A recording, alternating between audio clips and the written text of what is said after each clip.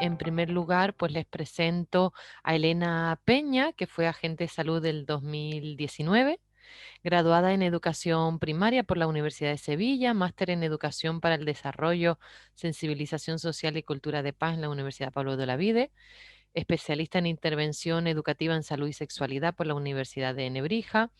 Como maestra de primaria, aboga por una educación feminista, crítica y de apoyo al colectivo LGTBI en las escuelas. Formada en las consecuencias del género y la educación sexual en las aulas y del resultado de esta formación en la sociedad y en la salud social de las personas. Como persona LGTBI, se ha formado y ha volcado su interés en la educación sexual como contenido y herramienta imprescindible en la educación formal, no formal e informal. Actualmente pertenece a Entendidos, si no lo digo mal, no lo digo bien después que rectifique, como colaboradora de creación de contenido LGTBI en la comunidad andaluza e investiga en el ámbito de la educación integral de sexualidad como próximo proyecto y evento formativo para otros formadores y formadoras. Es voluntaria de Adara Sevilla, Chicken Point, donde colabora con la formación en los institutos de Huelva y Sevilla mediante el proyecto Forma Joven del Instituto Andaluz de la Juventud. Y hasta esta misma mañana, información calentita, en la finalista de la segunda edición del Project Labs Universidades de Fundación Vodafone. Digo hasta esta misma mañana porque ha sido la final. Con un proyecto llamado Escuelas Amigas por la Igualdad. Actualmente pertenece también al comité organizador de la segunda edición del Congreso Internacional Diveigen, del que nos va a hablar hoy. El título de su ponencia es Diverigen, Feminismo y Sexualidad. Elena, un placer y todo tuyo.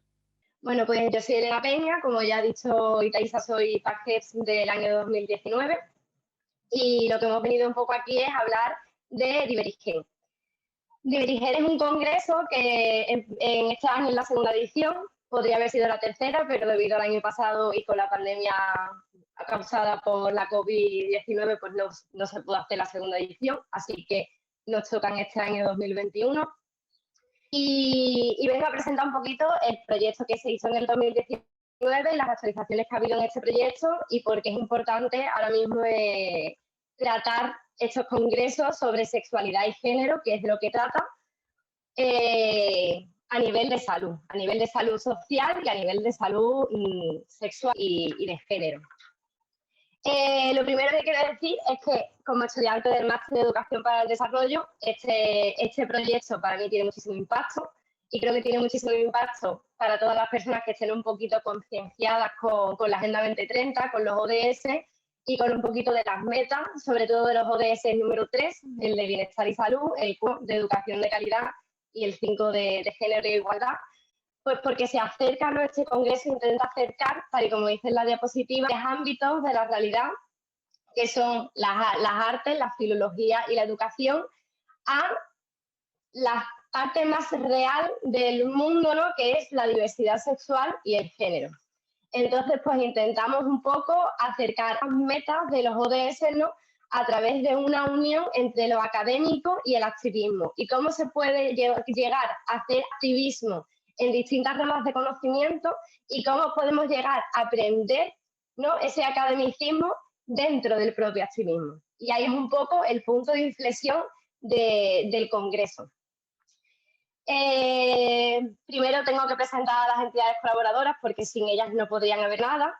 Son muchísimas, entonces pues no quiero aburriros con diapositivas donde aparezcan todas las entidades, pero hacer especial mención que es un congreso que es a nivel internacional y que actualmente están participando muchísimas universidades y muchísimas entidades a nivel nacional y sobre todo a nivel iberoamericano, donde podemos encontrar sobre todo a comité de dirección y a comité organizador a la Corporación de Universidades Iberoamericanas, a la Universidad de Sevilla, a la Universidad Palavide, a la de Jaén, a la de Málaga, a la de Valencia, a la Internacional de Valencia, a la editorial CEPE, a los centros de estudios brasileños, a muchísima gente. una treintena de entidades, universidades y asociaciones que ha hecho esto posible. Yo pertenezco a la parte organizadora del Congreso y formo parte del comité organizador a partir de Humanitas, que es la asociación que ha hecho esto posible y que hizo posible la primera edición en el año 2019. He sido la promotora de este movimiento. Con Humanitas fue con la asociación con la que llegué a Pajes en 2019, así que ahí sigo en mi línea, muy contenta de seguir trabajando con ellos y presentaros un poquito los proyectos. En el 2019 se presentaron muchísimos proyectos a nivel de educación, de artes y de filología enfocados a la educación sexual y al género. ¿Y por qué esto? ¿Por qué se crea un Congreso Internacional de Educación Sexual y de Género? De ahí su nombre, ¿no? Diversidad sexual y género, Diveri y Gen. Pues porque partiendo un poquito de las premisas históricas del colectivo LGTB y del colectivo feminista, ¿no? De todas mujeres que estamos luchando a día de hoy por esa igualdad, por esa equidad, que se reconozca, surge la unión entre esa unión entre el colectivo y el feminismo. Cómo esa interseccionalidad une a esos dos colectivos y cómo no se pueden desprender el uno del otro. ¿Qué quiere decir esto? El colectivo no puede ser si no es feminista y el feminismo no puede ser si no acepta la diversidad sexual, porque ahí viene implícito dentro del colectivo el género.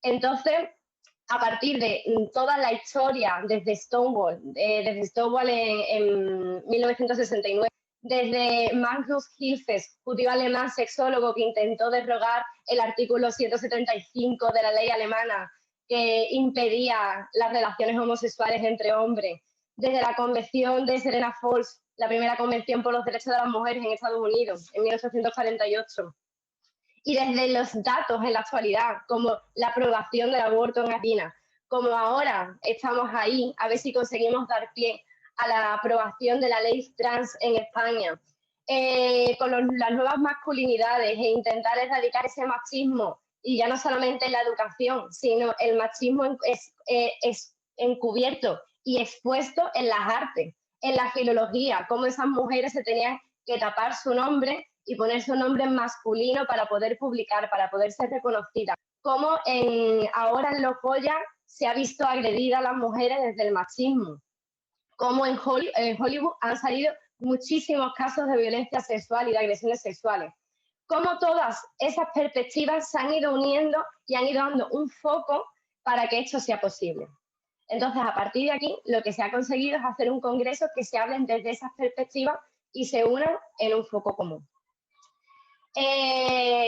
Hubieron muchísimas experiencias en el 2019 sobre buenas prácticas, sobre proyectos artísticos, sobre películas, cortometrajes, música, un montón de investigaciones, de estudios, que fueron una pasada y que abrieron un mundo y una perspectiva a la gente que está ahí todavía con la cuscusilla de cómo puedo mejorar, cómo puedo hacer algo para la sociedad, ¿no? Y cómo ese algo para la sociedad puede mejorar directamente en la salud de las personas, en la salud sexual, porque hay que partir, ¿no? Que ya que estamos enfocados un poquito a la salud, ¿no? En este encuentro, hay que partir de la salud social, de esas desigualdades sociales que tienen las mujeres y que tiene el colectivo y cómo afecta directamente a la salud.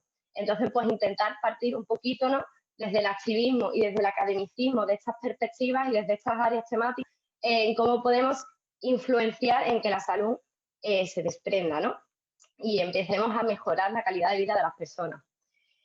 Este año, pues por motivos del COVID, vamos a tener que hacer una reestructuración del Congreso, se va a hacer online, asincrónico y con participación directa. La verdad es que lo hemos organizado de una forma que es muy guay, a mí por lo menos me llama mucho la atención, porque no va a ser como ahora estamos haciendo sincrónico, donde va a ir cada uno en su espacio de tiempo, sino que se colgarán todas las ponencias a la vez en la página web y tendremos 4 días desde el 26 al 29 de mayo para acceder como queramos, viendo las participaciones que queramos en el orden que queramos y podamos comentar en ello y los panelistas nos puedan contestar respondiendo las dudas directamente. Entonces hay una participación directa y nos dan la facilidad, la acomodación de adaptar el Congreso a nuestras necesidades y no nosotros adaptarnos a las necesidades del Congreso. Entonces, pues, es una forma mucho más fácil de llevar a cabo esto. Si queréis más información, porque debido al tiempo limitado, nos podéis seguir en las redes sociales. Publicamos asiduamente información sobre los congresos, que es @Divergen2021. Y presentar un poco las líneas temáticas que vamos a seguir teniendo este año. Son 6 líneas donde se van a presentar proyectos que ya os contaré cómo vamos de números ahora mismo. Pero la línea número 1 es las nuevas perspectivas en los estudios de género en los ámbitos de la filología, las artes y la educación. La 2, las nuevas perspectivas de la teoría queer y los estudios LGTBIQ aplicadas a la filología, las artes y la educación. Y la línea 3, representaciones de la diversidad sexual en la lingüística, la acción artística y literaria y sus respectivas didácticas. Todo un poquito enfocado a ver cómo llevamos estos temas en la educación y no solamente enfocarnos al género y al colectivo LGTB, sino también enfocarnos a las grandes olvidadas de la educación, que son la literatura y las artes. En la número 4 ya empezamos a especializarnos un poco, que son los estudios de la mujer y las masculinidades en la filología, las artes y la educación. En las 5, estudios sobre la incidencia de la juventud y de los movimientos juveniles en la formación de nueva conciencia con respecto al género y a la diversidad sexual. Y en la línea 6, estudios sobre interseccionalidades y realidades sobre los derechos sexuales de las minorías. Línea 6 que a mí por lo menos me apasiona porque siempre incido en lo mismo. No pueden haber movimientos sociales que no sean interseccionales. Tenemos que ampliar la mira e intentar verlo desde un punto mucho más global, como nos hablaba antes María. Hay que pensar en global y actuar un poquito en local, pero siempre sin perder esa vista de que a todo el mundo nos afectan las injusticias sociales. Y para acabar un poquito, pues las cosas importantes, que es un congreso internacional, puede participar todo el mundo y con suerte este año tenemos participaciones muy chulas desde distintos puntos del mundo que van a conseguir esa perspectiva global. Vamos a intentar quitarnos del eurocentrismo y del todo el capitalismo de Europa y sobre todo de Occidente y vamos a empezar a mirar qué está ocurriendo en estas perspectivas en otras partes del mundo, que es muy importante. El año pasado hubo más de 25 conferencias, actividades y comunicaciones en total. Fue una pasada, vamos, el año pasado no, en el 2019, y yo con el 2020 se me ha borrado la mente con el tema del COVID. Y este año esperamos contar con la misma cantidad de actividades. Ya vamos por más de 100 posibles ponencias, aunque después habrá pues, su proceso de selección, pero hay una amplia participación para ser la segunda edición. Somos ahora mismo de 50 personas trabajando para que sea una gran experiencia. Son 30 personas que están llevando el comité científico, otras más de 25 personas que están llevando el comité organizador, entre ellas yo, y otras 4 personas que están dirigiendo el congreso al máximo para sacarle el máximo cariño y que sea una experiencia inolvidable. Y esto es todo. Un poquito, las fechas, como ya os he dicho, son del 26 al 29 de mayo. Estamos dando cuotas muy reducidas para que sea accesible a todo el mundo, ya quieran participar como comunicadores o como asistentes, porque creemos que la formación a día de hoy es imprescindible y sobre todo en estos temas, así que queremos acercarnos al máximo público posible y que muchísimas gracias. Eso es todo.